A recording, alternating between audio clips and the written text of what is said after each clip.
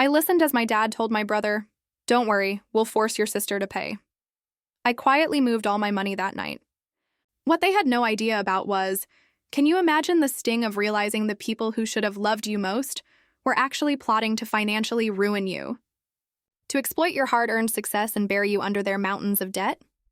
Because that's exactly what my own family tried to do to me. And the night I found out, well, that's when everything changed forever. My name is Samantha, and for 28 years, I thought I understood unfairness. Growing up as the responsible child, working 2 jobs through college while my younger brother James got everything handed to him, taught me a lot about life's uneven playing field. But nothing, and I mean nothing, prepared me for that chilling moment I overheard my father tell James, "Don't worry. We will make your sister pay for everything." Their plans shattered my world. But what they didn't know? I wasn't about to let them take a single penny from me. We lived in a middle-class suburban neighborhood in Pennsylvania. On the surface, we were the perfect American family. A modest 2-story home, a perfectly manicured lawn, those annual summer beach vacations. But behind closed doors, a very different story unfolded. As the firstborn, I was held to impossibly high standards. My parents expected straight A's, perfect behavior, and a maturity that felt way beyond my years. An A-? Why wasn't it an A+? My father would ask. Second place at the science fair? My mother would wonder aloud, couldn't you have worked harder for first? It felt like nothing I did was ever quite enough. Then came James, 5 years my junior. From the moment he arrived, it was obvious he was special.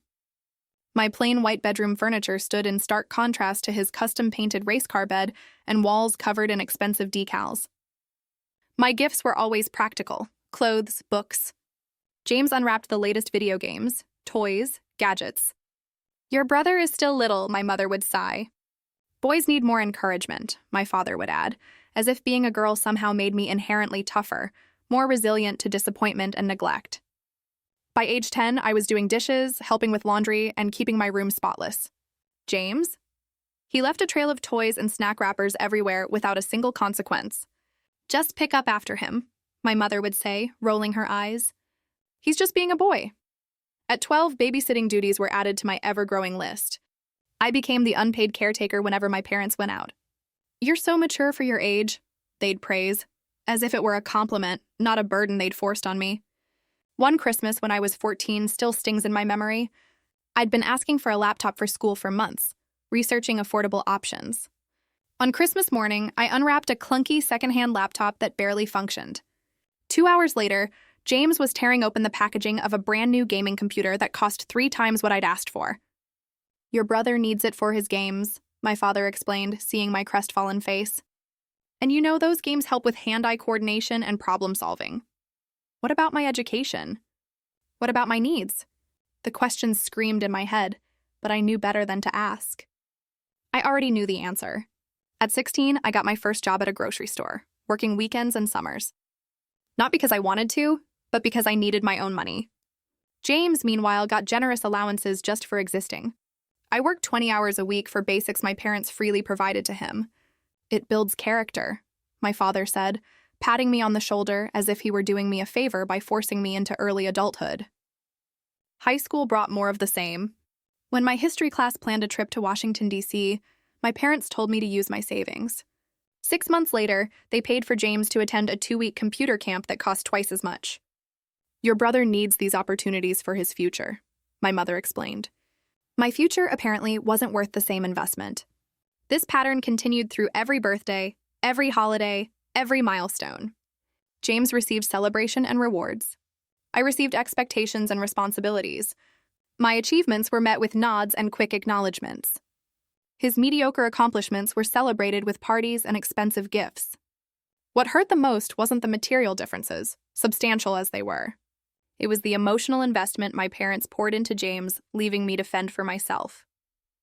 They attended every one of his soccer games, cheering loudly, but missed my honor society induction because something came up at work. They framed his participation certificates and middle school art projects, while my academic awards gathered dust in a drawer. Through it all, I watched James transform from a spoiled child into an entitled teenager. He expected things to be done for him, threw tantrums when told no, and developed a concerning lack of empathy. By 18, he could barely do his own laundry or make a simple meal. My parents just laughed it off as typical boy behavior and continued to coddle him. Meanwhile, I retreated further into myself, building walls around my heart. I focused on the one thing I could control, my own future. I studied harder than anyone, joined every academic club, and worked those grocery store shifts with fierce determination, saving every single dollar. "Why do you always have to be so serious?" my mother would ask when I declined family movie nights to study.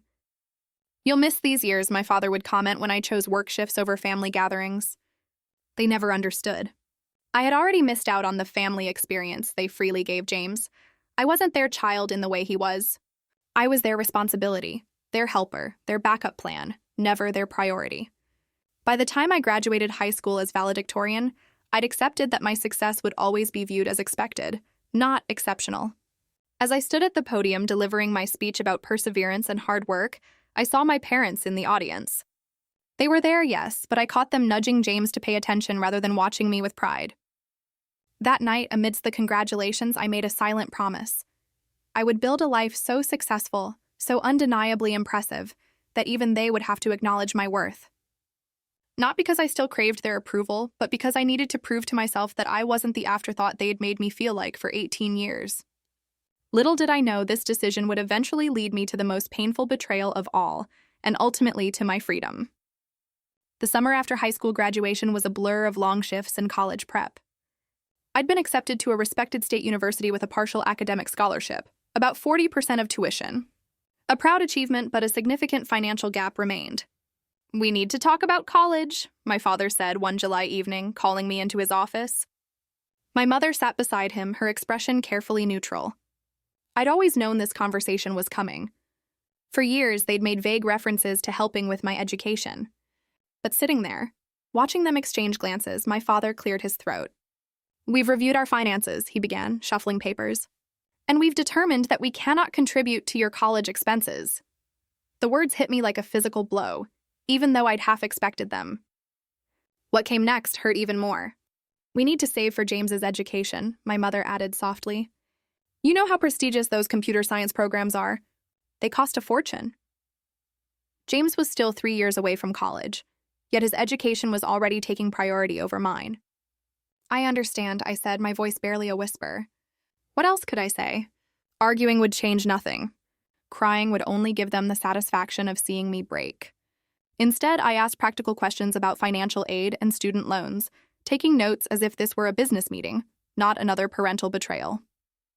That night, I revised my budget spreadsheet and applied for every additional scholarship I could find. I also applied to 3 more part-time jobs near campus. I knew I'd need to work at least 20 hours weekly just to afford books, housing, and the portion of tuition my scholarship didn't cover. By September, I had secured 2 jobs, one at the university library, 15 hours a week, and another at a coffee shop on weekends. Between classes, work, and studying, I averaged about 5 hours of sleep a night that first semester. My tiny dorm room became my sanctuary, the first space that was truly mine. My roommate, Alyssa, quickly became a friend, often expressing concern. "You can't keep this up for 4 years, she warned one night, finding me studying at 3 a.m. "Watch me," I replied, not looking up from my textbook. The exhaustion was real. I barely dragged myself out of bed some mornings. I fell asleep with my face pressed against my laptop. I caught every cold that circulated through the dorms that first winter, my immune system weakened by stress and lack of sleep. But I never missed a class, never turned in an assignment late, never failed an exam. And most importantly, I never asked my parents for a single dollar. They called occasionally, brief conversations that focused mostly on James's latest achievements. He'd made varsity soccer. He'd been selected for an advanced computer science program.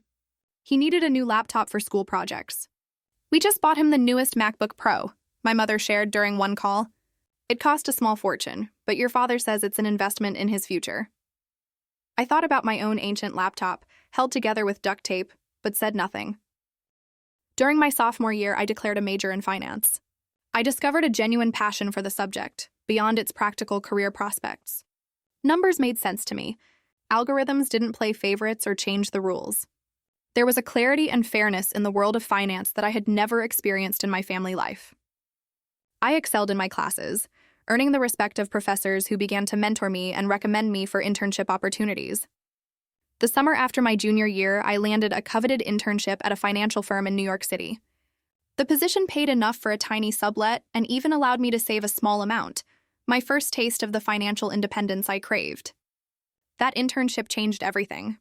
My performance impressed senior management enough that they offered me a full-time position upon graduation, with a starting salary that seemed astronomical to someone who had been counting pennies for years. When I called my parents to share the news, their response was predictably underwhelming. "That sounds nice, honey," my mother said. "Oh, before I forget, James got accepted to that computer science summer program at MIT. We're so proud of him." By the time I graduated summa cum laude with my finance degree, I had worked thousands of hours, taken out the minimum student loans possible, and secured a position that would allow me to repay those loans within 2 years if I lived frugally. At 22, I moved to New York City and began my career in earnest. My tiny studio apartment felt like a luxury compared to the shared dorm rooms and summer sublets I'd grown accustomed to. For the first time, I could buy groceries without checking prices on every item, and occasionally treat myself to small indulgences like takeout coffee or a new book. I opened multiple savings accounts, each with specific goals: an emergency fund, student loan repayment, a future home down payment. Every paycheck was carefully allocated, the majority going to savings rather than spending. The habits of frugality formed during college were not easily broken. Even as my income grew, my hard work at the financial firm paid off quickly. I volunteered for challenging projects, worked longer hours, and consistently exceeded performance metrics. My first promotion came after 18 months, followed by another a year later. Each step up the corporate ladder meant increased responsibility, but also increased compensation and benefits. By 26, I had repaid my student loans in full, built a 6-month emergency fund, and begun investing aggressively for retirement. At 27, I had saved enough for a down payment on a small but well-located one-bedroom condo in Brooklyn. The day I signed those mortgage papers was perhaps the proudest moment of my life. I had a home that was truly mine, purchased with money I had earned through years of sacrifice and determination. Throughout these years, my relationship with my family remained distant but cordial. I called on birthdays and major holidays. I sent appropriate gifts. I visited Pennsylvania once or twice a year for brief, often awkward visits, where the conversation revolved around James and his pursuits. James had eventually gone to college, though not the prestigious computer science program my parents had anticipated. After mediocre high school grades, he settled for the same state university I had attended, though with full financial support from my parents. From what I gathered during those stilted conversations, he changed majors 3 times, took 5 years to graduate with a general business degree, and moved back home afterward, ostensibly to figure out his next steps. At 28, I had built the independent life I had promised myself as a teenager. I had financial security, career success, a home of my own, and a small but loyal circle of friends who had become my chosen family. I had proven to myself that I could survive and thrive without the support that had been so freely given to my brother. And then came that fateful weekend visit home that would change everything. It was my mother's 55th birthday that brought me back to Pennsylvania that April weekend. Despite our complicated relationship, I'd never missed acknowledging her birthday. This year, I decided to make the trip home, partly out of obligation, partly because it had been nearly 8 months since my last visit. I arrived Friday evening with an expensive handbag my mother had been hinting about, wrapped elegantly with a card expressing more warmth than I typically felt. My father greeted me with his usual distant politeness, offering a brief side hug before returning to the baseball game on television. "Samantha, you finally made it," my mother said, accepting the gift with a smile that didn't quite reach her eyes. "James has been here since Thursday." Of course he had. James, now 23, still lived at home despite graduating college the previous year. He emerged from the kitchen with a beer in hand, looking virtually unchanged. His designer clothes and new smartwatch suggested he wasn't struggling financially, despite his lack of steady employment. "The corporate drone returns," he said by way of greeting, smirking slightly. "How's life in the big city?" "Busy but good," I replied neutrally, having learned long ago that sharing details of my success only led to uncomfortable silences or quick changes of subject. Dinner that evening was a familiar exercise, discussing James's life and achievements, meager as they were. He'd applied for a few positions but was being selective. He'd joined a recreational soccer league. He was considering a coding boot camp that would really launch his career. "The program costs $12,000, my mother mentioned. "But your father and I think it's a worthwhile investment," I nodded, taking another bite of lasagna, thinking about how they had balked at contributing even a fraction of that amount to my college education. After dinner, James disappeared to meet friends, while I helped my mother clean up. We made small talk, her friends, her garden club, the neighbor's new renovation. It was the superficial conversation of acquaintances, not the intimate discussion of mother and daughter. "We'll celebrate properly tomorrow," she said, wiping down counters. "I have reservations at Giovanni's for 6 o'clock. Giovanni's was the most expensive restaurant in town, reserved for truly special occasions. I nodded again, knowing I'd be expected to contribute significantly to the bill, despite the fact that my parents had made the reservation. By 10:30, the house was quiet. My parents had retired, and I was settled in my childhood room, now a generic guest room, all traces of my adolescence removed. James hadn't returned. Unable to sleep, I decided to go downstairs for a glass of water. The house was dark as I quietly made my way down the stairs, careful to avoid the third step that always creaked. As I approached the kitchen, I heard the front door open and close softly, followed by hushed voices. James had returned, and it seemed my father had gotten up to speak with him. I froze in the hallway, not wanting to interrupt what sounded like a serious conversation. I was about to turn back when I heard my name. "Samantha doesn't need to know," my father was saying, his voice low but clear in the quiet house. "This stays between us." I should have walked away then. Some part of me knew that whatever I was about to hear would change things irrevocably. But I remained rooted to the spot, hidden in the shadows of the hallway. "How bad is it?" my father asked. James sighed heavily. "About 40,000 now. The online poker sites? The credit cards?" It all added up faster than I realized. My breath caught in my throat. $40,000 in debt? How had he managed that while living rent-free with our parents? "Christ, James," my father muttered. "Your mother can't know the full amount. She thinks it's half that." I know, James replied, his voice taking on the wheedling tone I recognized from childhood when he wanted to avoid consequences. "I messed up, Dad, but I've learned my lesson. I swear." There was a long pause before my father spoke again. "Listen, don't worry. We will make your sister pay for everything." The words hit me like a physical blow. A cold, nauseating punch to the gut. I pressed myself against the wall, hardly daring to breathe. "Samantha?" James asked, sounding confused but not opposed. "How?" "She has that fancy job in New York, that condo. She has money," my father continued. "And she owes this family after all we have done for her." All they had done for me? My mind reeled at the audacity. "We'll tell her we want to start a family business," my father explained, his voice taking on the confident tone he used when outlining a plan. "Something about investing in property or a franchise opportunity. Something that sounds legitimate enough that she'll want to be part of it."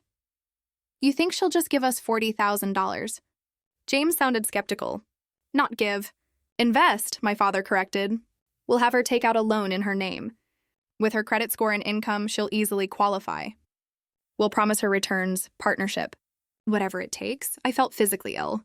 They were planning to defraud me, to saddle me with debt, to bail out James from his gambling addiction and irresponsible spending. "What if she asks to see business plans or wants to consult her financial advisors?"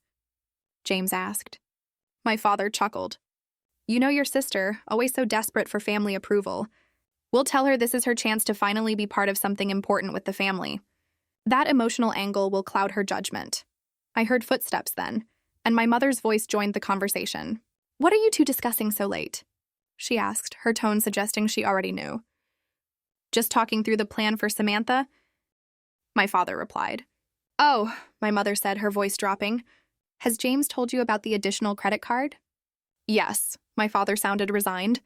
40,000 total," my mother sighed. "Well, Samantha has an obligation to help her brother. Family helps family. She's done well for herself, and it's time she contributed back." "Exactly," James agreed, his voice suddenly animated. "She's always going on about her job and her condo. She can afford it." "She'll be here all weekend," my father said. "I'll bring up the business idea tomorrow after dinner. Plant the seed. We can work on her over the next few months. Have her sign the loan papers by summer." "She always wants to feel included," James added with a laugh that made my skin crawl. "She'll probably jump at the chance to finally be part of the family business." I had heard enough. Moving as silently as possible, I retreated up the stairs and back to the guest room, closing the door without a sound, I sat on the edge of the bed, my hands trembling as the full impact of what I had just heard washed over me. My family. The people who should have protected me were instead plotting to use me, to burden me with debt, to rescue my brother from his self-created financial disaster. They were discussing it so casually, so confidently, as if my exploitation was their inherent right. I thought of all the years I had worked multiple jobs, the nights I had gone to bed hungry to save money, the countless sacrifices I had made to build financial security for myself. And they planned to take it all away with one manipulative scheme. In that moment, something broke inside me. The last lingering hope that my family might someday see my worth, might someday treat me with the same care they had always shown James, vanished completely. As I sat in the dark room that no longer held any traces of my childhood, I knew with absolute certainty what I needed to do. I didn't sleep that night. How could I, knowing what I now knew? Instead, I sat cross-legged on the guest room bed, my laptop open, and methodically worked through what needed to be done. My mind felt strangely calm, operating with a clarity that comes only in moments of crisis. The shock and hurt were there, lurking beneath the surface, but I pushed them aside to focus on protecting myself. First, I reviewed my financial situation. My savings were substantial but spread across multiple accounts. My investments were doing well, but would incur penalties if liquidated early. My condo had built equity, but accessing it would require refinancing. I needed to ensure everything was secure and inaccessible to my family. Next, I considered the personal aspect. The finality of what I was about to do weighed heavily on me. This wouldn't be a temporary distance or a cooling-off period. This would be a fundamental severing of family ties. Was I prepared for that? I thought about my childhood, the countless instances of favoritism, the dismissal of my achievements, the constant expectation that I would fend for myself while James received everything. I thought about college, working myself to exhaustion while my parents funded James's education without question. I thought about all the birthdays and holidays where my gifts were practical afterthoughts, while James received exactly what he wanted. And now the ultimate betrayal. Planning to saddle me with debt to cover his gambling losses and extravagant spending, using my desire for family connection against me. Yes, I was prepared to cut ties. I had already been alone in all the ways that mattered for most of my life.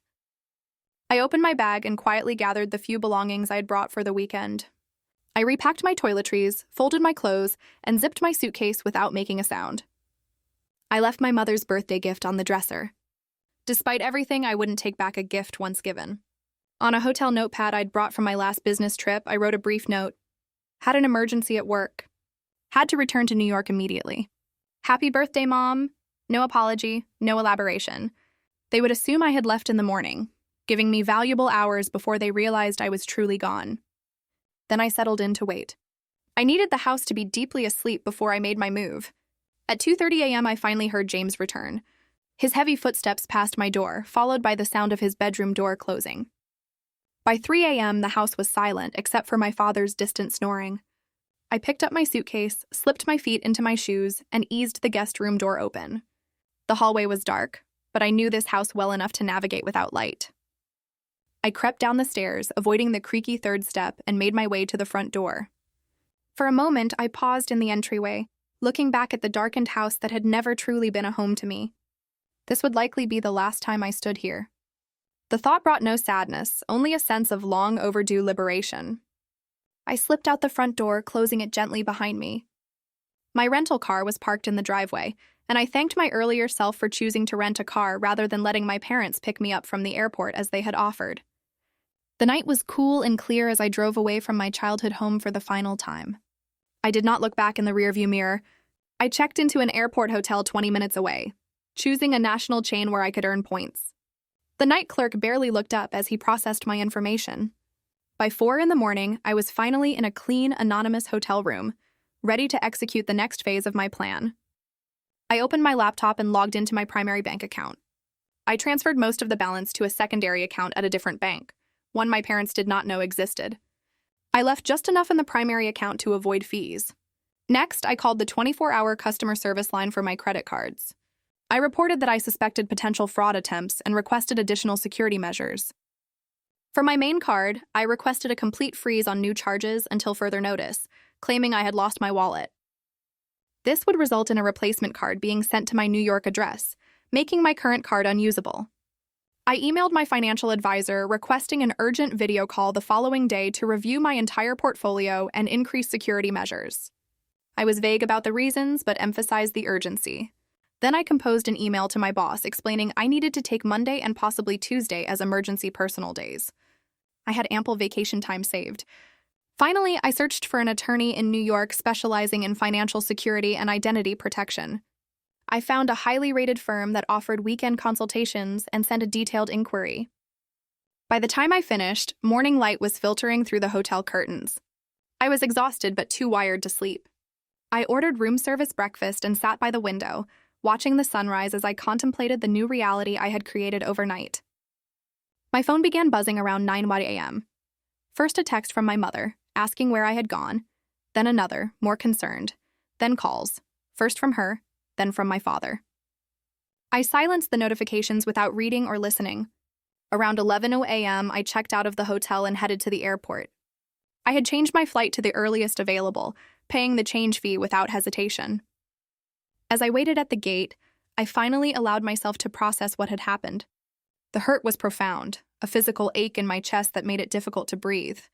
Not because I had lost something I had, but because I had finally accepted I never had it to begin with. My family had never seen me as someone to love and protect, only as a resource to exploit. I boarded my flight to New York with a strange mix of grief and determination. By the time the plane touched down at LaGuardia, I had made peace with my decision. I would protect myself because no one else ever had. As I unlocked the door to my condo that evening, I felt a profound sense of homecoming. This space, purchased with my own hard-earned money, represented everything I had built for myself, despite my family's lack of support. I dropped my suitcase in the entryway and moved through the familiar rooms, touching furniture and belongings that were truly mine. Then I opened all the windows, letting the cool evening air sweep through the space, symbolically clearing out the last vestiges of my family's toxic influence. Tomorrow would bring practical challenges, meetings with financial advisors and attorneys, security measures to implement, a new life to build. But tonight, in the safety of my own home, I allowed myself to feel the full range of emotions I had been suppressing. I cried for the little girl who had never been enough. I cried for the teenager who had worked herself to exhaustion trying to earn love that should have been freely given. I cried for the young woman who had achieved remarkable success only to have her family view it as an opportunity for exploitation. And then, as the tears subsided, I felt something unexpected: relief. The constant effort of seeking approval from people incapable of giving it had been exhausting. Now that I knew the truth beyond any doubt, I could finally stop trying. That night, I slept more soundly than I had in years, my subconscious recognizing before my waking mind that I had finally freed myself from a lifetime of emotional debt. Sunday morning brought 27 missed calls and 43 text messages from my family. I scrolled through them without reading, then deleted the entire conversation thread. I needed clarity and distance to execute my plan, and their words would only cloud my judgment with emotion. My father had also sent 3 emails, the subject lines growing increasingly urgent. Where are you? A family emergency discussion needed? And finally, call home immediately. I deleted those too. By noon, I had spoken with my financial advisor, who was alarmed by my situation and immediately recommended additional security measures. We set up verbal passwords, removed my parents as emergency contacts, and discussed placing a freeze on my credit. This is unfortunately more common than you might think, she told me. Family financial exploitation accounts for billions in losses each year. You were right to act quickly. The attorney I had contacted responded and agreed to a video consultation that afternoon. She specialized in family financial abuse and identity theft prevention. For 90 minutes, she outlined a comprehensive strategy to protect my assets and establish legal boundaries. Document everything, she advised. Save any communications where they discuss this business opportunity. Record conversations if legal in your state. The more evidence you have of their intentions, the better protected you'll be. She also recommended filing reports with financial institutions and credit bureaus, creating a paper trail that would make it difficult for anyone to open accounts or take loans in my name without extensive verification. By Sunday evening, I had implemented most of her recommendations and felt more secure in my financial position. But I knew the emotional confrontations still lay ahead. Monday morning, I took the personal day I had requested and continued securing my finances. I transferred investment accounts to new institutions, changed all my passwords, and set up two-factor authentication on everything. I updated my will, removing my family members as beneficiaries and designating charitable organizations instead. At noon, my brother texted, "Mom is really upset. What the hell is wrong with you?" I didn't respond. By Monday evening, the calls had escalated to include extended family. My Aunt Linda, my father's sister, left a voicemail expressing concern. My cousin Michael sent a text asking if I was okay. I responded briefly to him, saying I was fine but dealing with a personal matter and would explain later. Tuesday morning, I returned to work, throwing myself into projects that required full concentration. My colleagues noticed my subdued mood, but I deflected questions with vague references to family stress. By the end of the day, I felt almost normal, the familiar routine of work providing a welcome distraction. That evening, I decided it was time to address the situation directly. I couldn't run forever, and I needed closure to fully move forward. I texted my parents, "I will call at 8 p.m. Please have James there too." At 8 sharp, I initiated a video call from my home office, a space that made me feel professional and in control. My parents appeared on screen immediately, their faces tight with anger and confusion. James joined a moment later, looking annoyed at being included. "Samantha, what on earth is going on?" my mother began. "You left without saying goodbye on my birthday weekend. Do you have any idea how embarrassing that was when our guests arrived Saturday evening?" Of course. Her first concern was social embarrassment, not my well-being. "I had an emergency," I said evenly, not elaborating on the lie in my note. "You could have called," my father said. "We've been worried sick." I looked directly into the camera, my voice steady. "I overheard your conversation with James Friday night." The silence that followed was confirmation enough. My father's face drained of color. James looked away. Only my mother seemed genuinely confused. "What conversation?" she asked. "The one about James's $40,000 of gambling debt," I stated, my voice cutting through the tension. "The one where you planned to trick me into taking out a loan to pay it off. The one where you talked about manipulating my desire for family connection to get me to sign the papers." My mother's confusion gave way to shock as she turned to my father. Apparently, she hadn't been aware of the full extent of their plotting. "We were just discussing options," my father began, his tone defensive. "Nothing was decided." "You said, 'Don't worry, we will make your sister pay for everything,'" I countered. "You called me a corporate drone with money to spare. You talked about me like I was an ATM, not your daughter." James finally spoke up. "You were eavesdropping on a private conversation. Real mature. Interesting that your concern is my overhearing your plan, rather than the fact that you were planning to defraud me," I replied coldly. "No one was going to defraud you," my father insisted. "We were going to propose a family business opportunity, something that would benefit everyone." "Stop lying," I said. "I heard everything. I know about the gambling debts, the credit cards, the plan to have me take out a loan in my name. I know you intended to manipulate me by using my desire for family approval against me." My mother began to cry. Whether from genuine distress or manipulation, I couldn't tell. "Families help each other," she said between sobs. "James made some mistakes, but he's still your brother." "When has this family ever helped me?" I asked, my voice laced with years of suppressed anger.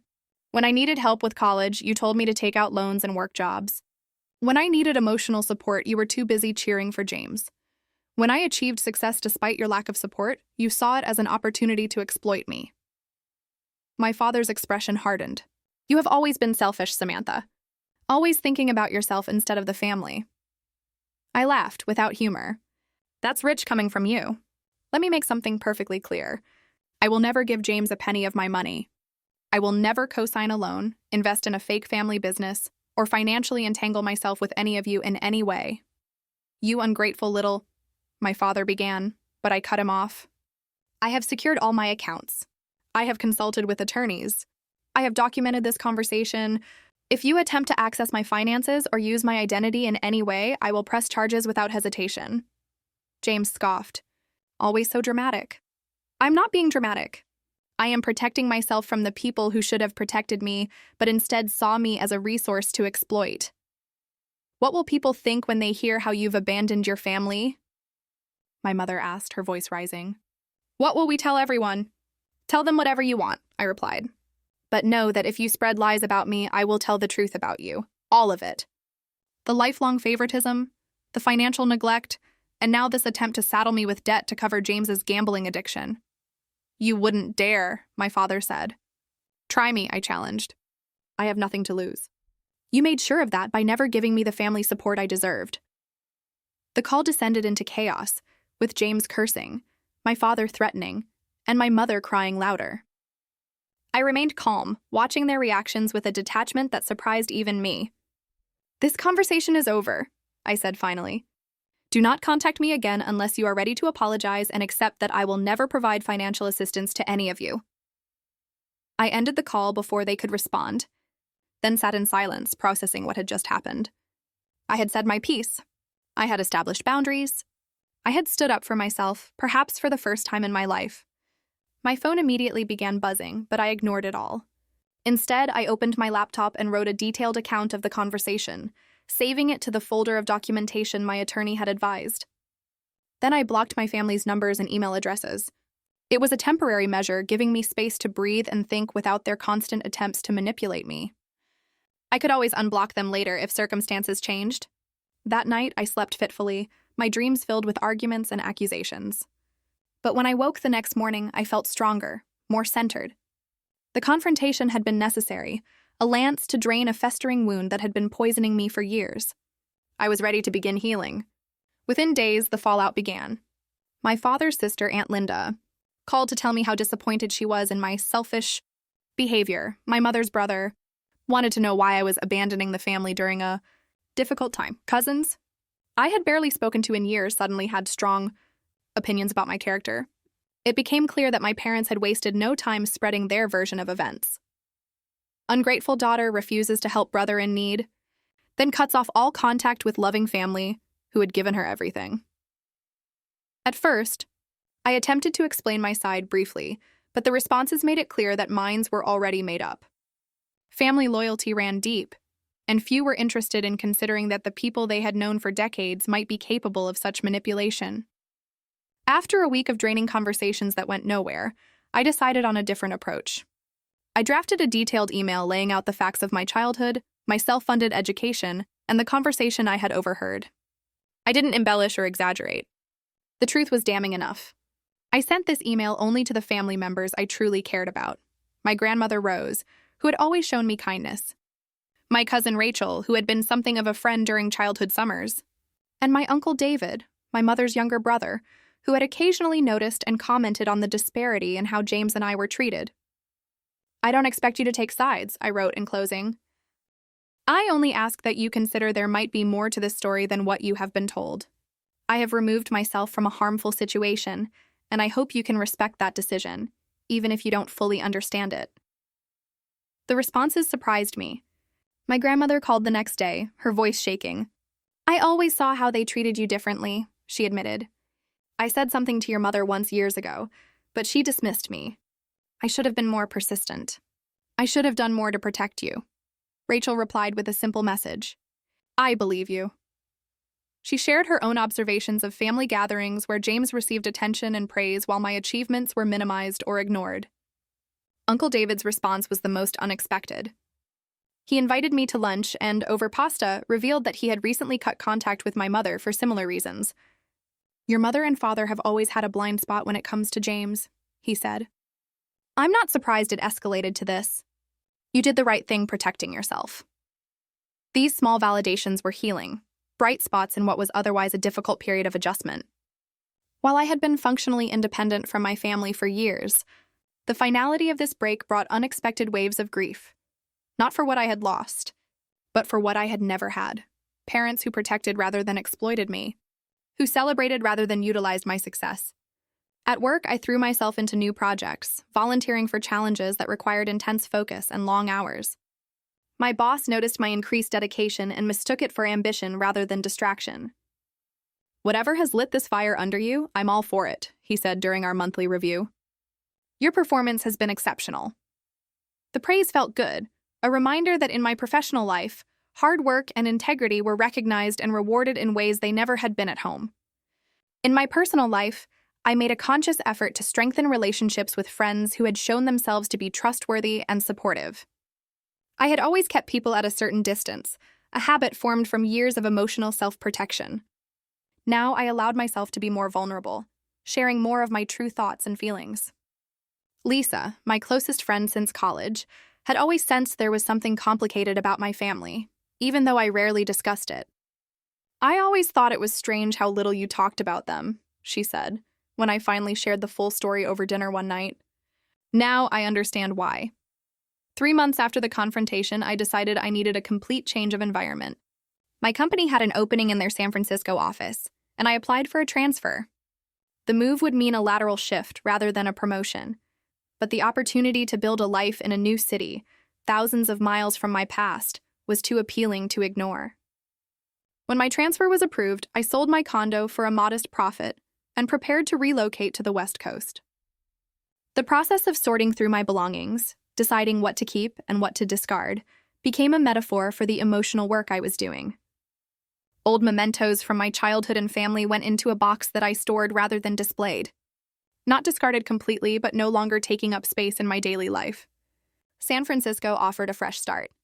I found a bright apartment with a view of the bay, joined a hiking club, and established a routine that prioritized both professional growth and personal well-being. In my new city, I also found an unexpected resource, a support group for adults from dysfunctional families. The first meeting was uncomfortable, sitting in a circle with strangers, admitting aloud that the people who should have loved me most had instead seen me as a resource to exploit. But as others shared their stories, I recognized patterns and feelings that mirrored my own. The relief of being truly understood was profound. Week after week, I returned, gradually opening up more about my experiences and listening as others did the same. Through the group, I met Aiden, whose parents had remortgaged their house in his name without his knowledge, and Taylor, whose mother had systematically turned family members against her when she refused to continue funding her mother's extravagant lifestyle. Their stories were different from mine in details, but similar in essence. Family members who viewed love as transactional, care as conditional. "The hardest part," Taylor said during one session, "is accepting that they will never be the parents you needed them to be. That no matter what you do, how successful you become, how perfectly you behave, they will never see you clearly or love you properly." Her words resonated deeply.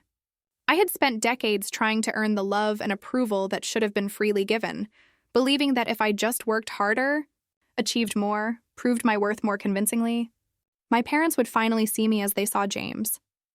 Accepting that this would never happen was both devastating and liberating. Around the 6-month mark of my new life in San Francisco, I received an email from my cousin Michael. "Thought you should know," he wrote. "James filed for bankruptcy last week. Your parents have been telling everyone they had to cash out their retirement accounts to help him." I felt a complex mix of emotions. A hint of vindication that the financial disaster I had narrowly avoided had indeed come to pass. Sadness for my parents, who had enabled James to the point of their own financial ruin. And I admit, a small, petty satisfaction that justice had been served. But mostly I felt grateful. Grateful that I had overheard that conversation. Grateful that I had acted quickly to protect myself. Grateful that I had found the courage to break free from the toxic family dynamic that had defined much of my life. 1 year after my move to San Francisco, I was promoted to team leader, managing a small group of financial analysts. My apartment had become a home, filled with plants, art I loved, and furniture chosen for comfort rather than status. I had made real friends, people who valued me for who I was rather than what I could provide. On quiet evenings, I sometimes thought about my family and wondered how they were doing. Not with longing or regret, but with the detached curiosity one might feel about distant acquaintances. They had shaped my early life, for better and worse, but they no longer determined my happiness or defined my future. I had built something precious, a life entirely my own, free from exploitation and emotional manipulation. It had come at a high cost, but as I watched the sun set over the bay from my window, I knew without doubt that it had been worth it. 3 years passed with remarkable speed. My life in San Francisco developed its own rhythm and richness. I was promoted again, now managing a larger team and handling significant client relationships. My apartment, once a refuge, had become simply home, filled with memories of dinner parties with friends, quiet mornings with coffee and books, and the comfortable routines of a life well lived. I had dated casually, though I approached relationships with caution. The therapist I had begun seeing shortly after moving helped me recognize how my family experiences had shaped my attachment patterns, my tendency to give too much while expecting too little in return. Slowly, I learned to establish healthier boundaries, to recognize my own worth, and to expect reciprocity. My volunteer work became an unexpected source of fulfillment. Once a month, I taught financial literacy workshops for young women from disadvantaged backgrounds. Helping them understand money management, credit building, and investing gave me a sense of purpose beyond my career success. "You explain this stuff like someone who had to learn it the hard way," one participant told me after a session on predatory lending. "I did," I replied simply. Contact with my immediate family remained minimal. My grandmother called on my birthday and holidays. Rachel and I exchanged occasional texts and met for coffee when I visited the East Coast for business. Uncle David sent Christmas cards with genuine, thoughtful notes inside. As for my parents and James, I heard news only through these limited family connections. My father had taken a second job after their retirement savings were depleted. My mother had sold most of her jewelry and designer handbags. James had moved to Florida after the bankruptcy, supposedly for a fresh start. I felt no pleasure in their struggles, but no responsibility for them either. The boundaries I had established remained firm, a necessary protection for my hard-won peace. And then, on an ordinary Tuesday morning, an email appeared in my personal account that stopped me mid-sip of coffee. JamesWilson@imail.com. Subject: long overdue. The sender was my brother. I hadn't blocked his new email address when he changed it after moving. For several minutes, I simply stared at the notification, debating whether to delete it unread or satisfy my curiosity. Finally, I clicked. "Samantha, I know you probably have no reason or desire to hear from me. I wouldn't blame you for deleting this without reading, but I hope you will give me 5 minutes of your time. I have been in therapy for the past year, dealing with my gambling addiction and the financial disaster I created. Part of my recovery process is making amends to people I have harmed. You are at the top of that list. What I tried to do to you was inexcusable. There is no justification for attempting to burden you with my debts or for the years of favoritism that preceded that betrayal. I was spoiled, entitled, and completely oblivious to my own privilege within our family dynamic. Since the bankruptcy, I have had to support myself for the first time. I work 2 jobs now, live in a tiny apartment with roommates, and am slowly rebuilding my credit, one payment at a time. In other words, I am finally living the reality you dealt with your entire life. I do not expect forgiveness. I do not expect a relationship. I simply wanted you to know that I recognize the harm I participated in, and I am genuinely sorry. James." I read the email 3 times, searching for manipulative undertones or hidden agendas. Finding none, I closed my laptop without responding and went to work, turning the message over in my mind throughout the day. That evening, I called my therapist for an emergency session. "What do you want to do?" she asked after I read her the email. "I don't know," I admitted. "Part of me thinks responding in any way reopens a door I closed for good reason." "And the other part?" she prompted. I considered the question carefully. "The other part wonders if people can truly change. If the brother who was willing to defraud me could become someone capable of genuine remorse." "Those are both valid perspectives," she said. "There is no right answer here. Only what feels right to you, and you don't have to decide immediately." I took her advice and gave myself time to process. For 2 weeks, I sat with the email, discussing it in therapy and with close friends whose judgment I trusted. In the end, I composed a brief reply. "James, thank you for your email. I appreciate the apology and am glad to hear you are working on yourself. I need time to consider what, if any, relationship I might want to have with you in the future. Please respect that boundary, Samantha." His response came within hours. "I completely understand. Take all the time you need. I am grateful you responded at all." 3 months later, after further consideration and therapy sessions, I agreed to a video call. The conversation was awkward but surprisingly civil. James looked different. The designer clothes and confident smirk replaced by a simple t-shirt and a more thoughtful expression. He told me about his recovery program, his modest job at a local tech company, and his struggle to establish financial independence.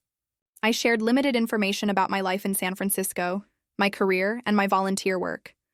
We didn't discuss our parents much, though he mentioned they were still struggling financially and emotionally. "They still don't fully understand what they did wrong," he admitted. They see themselves as victims of circumstance rather than creators of their own problems. I nodded, unsurprised. Some people never develop that self-awareness. At the end of the call, we agreed to proceed cautiously. Monthly emails, perhaps another call in a few months. No promises, no expectations, just a tentative opening to see if something healthier might be possible between us as adults. I didn't know if this cautious reconnection would lead anywhere meaningful, or if James's change was temporary or permanent. But I had learned enough about myself to know that I could establish boundaries and walk away again if necessary. The greatest lesson from this journey was not about family betrayal or financial self-protection, though those were important. It was about the power of creating my own definition of family, of surrounding myself with people who valued me for who I was, rather than what I could provide. I had learned that sometimes walking away from toxic relationships, even blood relationships, is the only path to peace. That forgiveness, when it comes, is for your own healing rather than the other person's absolution. That establishing firm boundaries is not selfish, but necessary for well-being. Most importantly, I had learned that my worth was never dependent on my family's recognition of it. That the financial security I had built, the career I had established, the home I had created, and the relationships I had formed were all testament to my own strength and resilience. Sometimes losing a family that was never truly yours is the only way to find the peace you deserve. And sometimes protecting yourself financially is the first step toward protecting yourself emotionally. As I finished the video call with James and closed my laptop, I felt neither elation nor dread, just a quiet certainty that whatever happened next, I would be okay. I had protected myself when no one else would. I had built a life worth living on my own terms, and that, in the end, was the greatest victory of all. Have you ever had to protect yourself from people who should have been protecting you? How did you find the strength to establish boundaries and move forward? Share your experiences in the comments below. If this story resonated with you, please like and subscribe, and share with someone who might need to hear that it's okay to protect yourself, even from family. Thank you for listening to my journey, and remember that sometimes the family we choose is more valuable than the family we are born into.